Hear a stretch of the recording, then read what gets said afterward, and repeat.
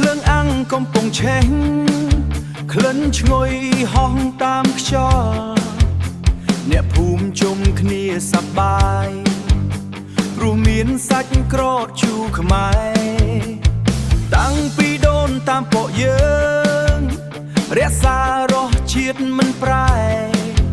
សាច់ជ្រូកលាយគ្រឿងខ្មែរធ្វើឲ្យអ្នកញ៉ាំជាប់ចិត្ត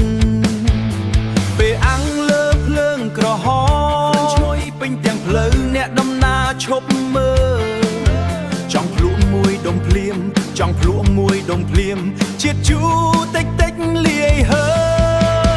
ញ៉ាំហើយមិនចង់ឈប់បេះដូងក៏រំតាមភ្លេង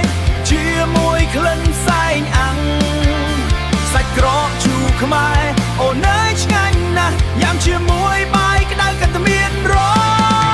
សាច់ក្រកជូរខ្មែរអូនអើយឆ្ងាញ់ណាស់សាច់ក្រកជូរខ្មែរមិនអាចបំភ្លេចអ្នកណាបានញ៉ាំក៏ចង់វិលវិញរសជាតិដើមពីដីខ្មែរជាអនុស្សាវរីយ៍មិនសាបសូន្យក្មេងៗរត់លេងជុំគ្នាមនុស្សចាស់អង្គុយនិយាយបង្កើតភាពកក់ក្ដៅចិត្តសំឡេងសើចពេញរាត្រីភ្លេងលេងតាមខ្យល់ត្រជាក់សាច់ក្រកជូរនៅកណ្ដាលតូនជាម្ហូបជាប់មិត្តភាពមិនថាទៅដល់ទីណា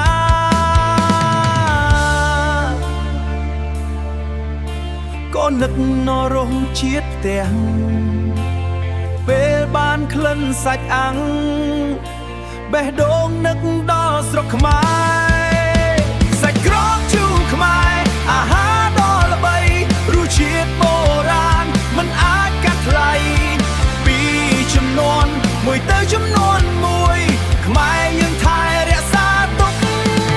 សាច់ក្រកជូរខ្មែរអូនអើយឆ្ងាញ់ណាស់ក្លិនសែងអាំងធ្វើចិត្តរំភើបញ៉ាំជុំគ្រួសារនឹងមិត្តមិនស្និទ្ធនេះហើយរសជាតិ